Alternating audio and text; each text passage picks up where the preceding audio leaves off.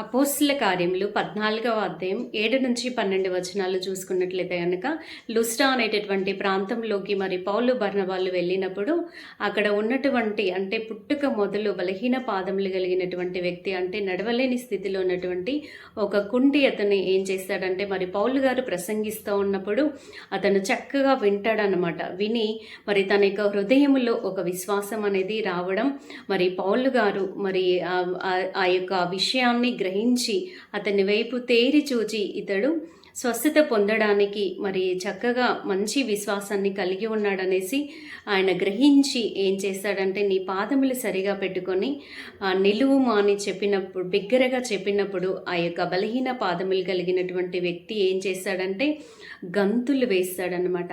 గంతులు వేయడం ఆయన స్టార్ట్ చేస్తాడు. అంటే తన యొక్క ఎంతగానో మరి బలహీనత, ఎంతగానో నిరుత్సాహము, మరి ఇతరుల వలె అయినా నడవలేనటువంటి స్థితి, ఇతరుల వలె గంతులు వేయలేనటువంటి స్థితి, మరి పుట్టుకతో వచ్చినటువంటి ఆ యొక్క రోగము, మరి ఈ యొక్క వ్యాధి, మరి ఈ యొక్క ఇహలోక డాక్టర్లకి అది అసాధ్యమై ఉండొచ్చు, మరి ఎక్కడెక్కడ చూయించుకొని ఉండొచ్చు. కానీ మరి ఇంకా ఎప్పటికీ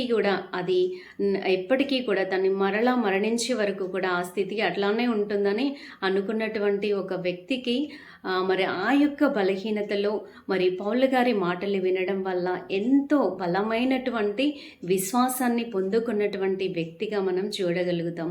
మరి దీని నుంచి మనమేం నేర్చుకోవాలి అంటే మరి మనము కూడా ఇంకా ఎవరు ఈ లోకంలో తీర్చలేరు, ఇంకా నా బ్రతుకి ఇంతే, ఇంకా నేను ఏమీ కూడా చేయలేను, నేను భరించాల్సిందే, దీన్ని మరణం వరకు కూడా నేను దేన్ని ఇంకా ఈ సమస్య నన్ను వదిలి వెళ్ళిపోదు అని మనం బాధపడుతున్నామేమో. కానీ మరి ఈ యొక్క వచనం ద్వారా మనం నేర్చుకోవాల్సినటువంటి విషయం ఏంటి అంటే మరి మనకి ఎంత బలహీనత ఉన్నా కూడా ఆ బలహీనతల్లో మనం కలిగి ఉండాల్సింది ఏంటి అంటే బలమైన విశ్వాసము కలిగి ఉన్నప్పుడు మన యొక్క మరి ఆ హృదయాలను పరిశోధించే దేవుడు మన హృదయంలో మనం బలమైన విశ్వాసాన్ని కలిగి ఉంటే మన పట్ల కార్యాలు జరిగిస్తాడండి. మరి నిజంగా మనం అందరము కూడా మన యొక్క బలహీనతలో బలమైన విశ్వాసము కలిగి ఉండలాగున దేవుడే మనందరికీ తన యొక్క మహాకృపను దయచేయునుగాక. ఆమేన్.